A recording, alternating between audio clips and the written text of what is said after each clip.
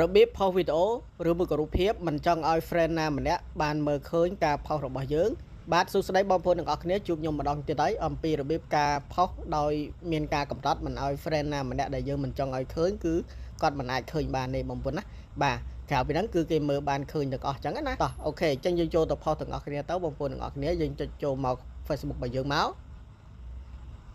បាទបន្តមកទៀតជាលក្ខណៈបែបហ្នឹងបងប្អូនអរគ្នាគឺយើង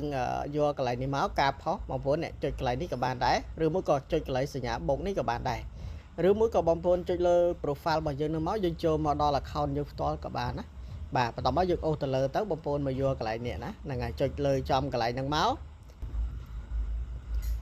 បាទឧទាហរណ៍ថាខ្ញុំផុសរូបនេះបងប្អូនឧទាហរណ៍បងប្អូនចង់ផុសវីដេអូក៏បានបងប្អូនចង់ផុសរូបភាពក៏បានអញ្ចឹងខ្ញុំដាក់រូបភាពបាទបន្តមកទៀតបងប្អូនទាំងអស់គ្នាយើងទៅសេកន្លែងនេះចំណងជើងទៅយើងចង់ផុសអំពីអីគេអញ្ចឹងណាបាទអញ្ចឹងខ្ញុំសូមទៅសេជំរាបសួរចោះបាទខ្ញុំសេថាជំរាបសួរបាទជំរាបសួរបាទអញ្ចឹងខ្ញុំទៅសេជំរាបសួរបែបហ្នឹងបងប្អូនទាំងអស់គ្នាបាទខ្ញុំឧទាហរណ៍ប៉ុណ្ណឹងកុំឲ្យវែងបាទខ្ញុំដាក់ប៉ុណ្ណឹងទៅបន្តមកទៀតបងប្អូនទាំងអស់គ្នាយើងមើលកន្លែងនេះណាបាទកន្លែង public ណាបងប្អូនអញ្ចឹងអ្នកទាំងអស់គ្នាគឺយើងចុចលើកន្លែង public មកបាទចុចលើ public បាទបន្តមកទៀតបងប្អូនទាំងអស់គ្នាយើងចូលមកដល់លក្ខណៈបែបនេះអញ្ចឹងខ្ញុំចង់ប្រាប់បង្ហាញដល់បងប្អូនយើងនៅមុខងារនីមួយនេះថាគេប្រើទៅលើអីខ្លះបងប្អូនណាបាទអញ្ចឹងសម្រាប់យើងបើសិនតែយើងយក public យើងផុសបានន័យថាធ្វើឲ្យរូបភាពឬមួយក៏វីដេអូរបស់យើងហ្នឹងឃើញជាសាធារណៈទូទៅតែម្ដងមិនថា friend របស់យើងមិនថាអ្នកផ្សេងដែលមិនមែនជា friend របស់យើងគឺគាត់បានមើលឃើញការផុសរបស់យើងនៅពេលណាដែលគាត់ដូចថា friend របស់យើងគាត់បានមើលឃើញហើយគាត់ share តអញ្ចឹងទៅអញ្ចឹងវីដេអូហ្នឹងកាន់តែទូលំទូលាយកាន់តែបង្ហាញទៅដល់អ្នកផ្សេងបានឃើញផងដែរបងប្អូនណាហ្នឹងហើយអញ្ចឹងបើសិនតែយើងយក public ណាបាទគឺឃើញទូទៅសាធារណៈតែម្ដងបាទបន្តមកទៀតបើសិនតែយើងយកកន្លែង friend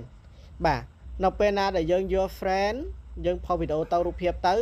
អញ្ចឹងបានតែ friend របស់យើងទេដែលបានឃើញនៅវីដេអូយើង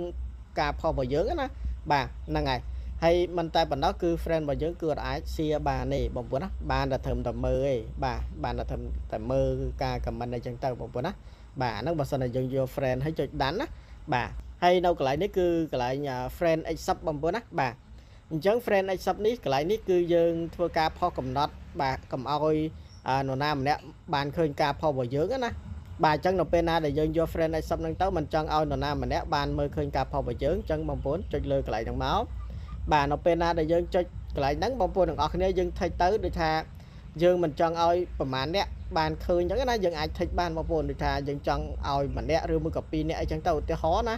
បាទហ្នឹងហើយឧទាហរណ៍ហ្នឹងហើយខ្ញុំដាក់ឧទាហរណ៍បងប្អូនណាបាទសូមអធិស្ឋាន